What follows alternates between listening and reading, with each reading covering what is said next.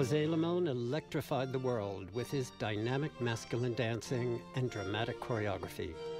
One of the 20th century's most influential performers and dance makers, he spent his career pioneering a new art form, American modern dance.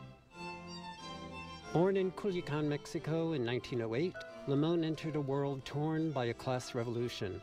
His family fled the upheaval and immigrated to America, where, as a child, José was challenged to assimilate his Mexican heritage into that of his newly adopted country.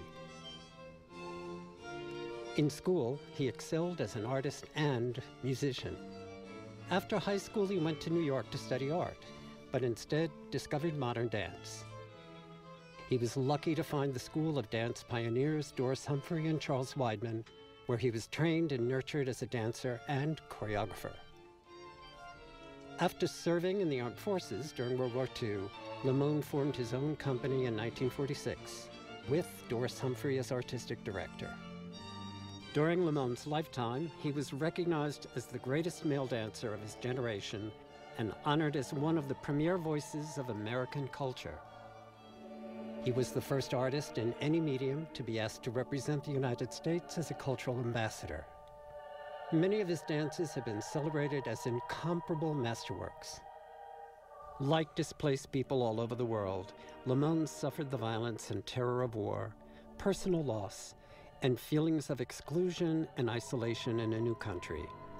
It was his gift to be able to transcend those experiences through his dances and create universal statements of hope for all mankind. The importance of Limon is in his work. He knew that he was part of a common humanity and was expressing that humanity.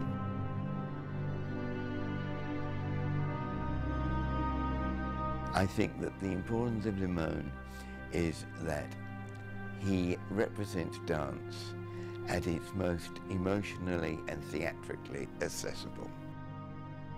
If you put a good Limon work in front of any audience, it will gather the story and it will feel the flow, it will get the impact. José has left a body of work for us that is among the most important dance works of the 20th century.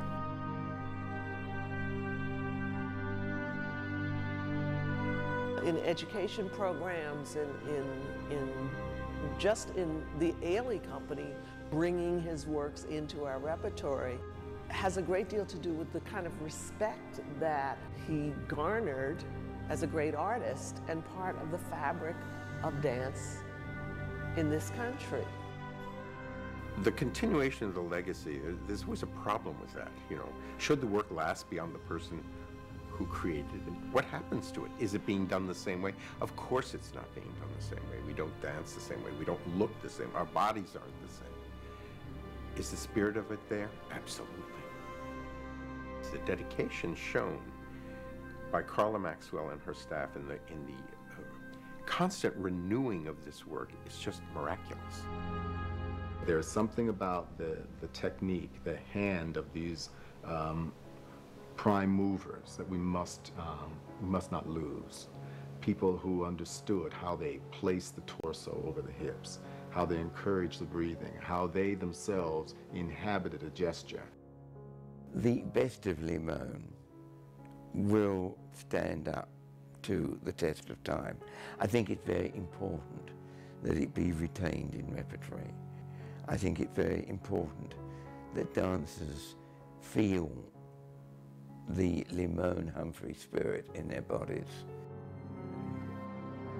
Maurice Pavard is one of the greatest modern dances I think ever made because of its musicality and how succinct the characterizations are. It's taken me some years to look back and see what I do owe to him.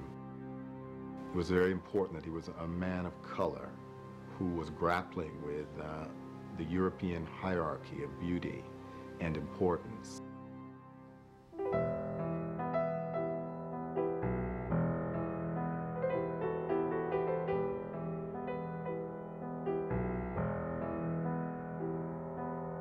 We need to celebrate our artists in America.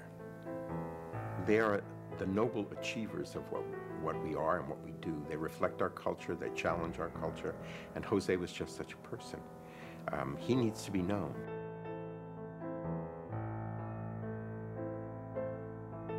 The great ambassador he was as he went into the Eastern European countries long before the curtain fell, to show that we were, in fact, human, wonderful people living in America. Not just strong and mighty, but frail, wonderful, touching. And we need that now more than ever.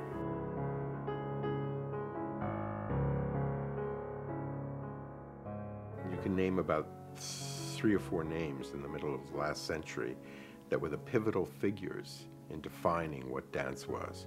And certainly at the top of that list is Balanchine and Tudor, and in modern dance, Graham and Limon.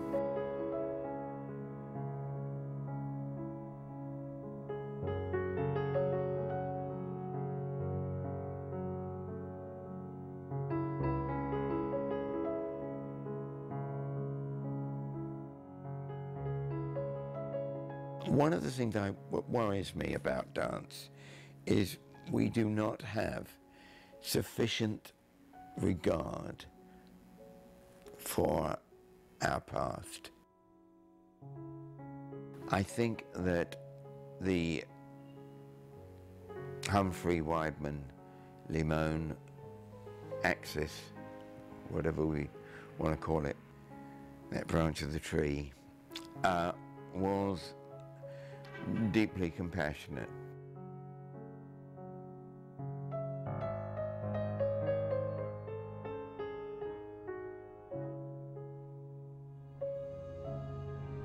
This is a man that believes that progress can be made, and I believe that the progress that he counted on was something about the human heart evolving toward a state of higher consciousness and acceptance of what makes us human, of the transformative, the magical in his gesture, something that has seen a great deal and yet still believes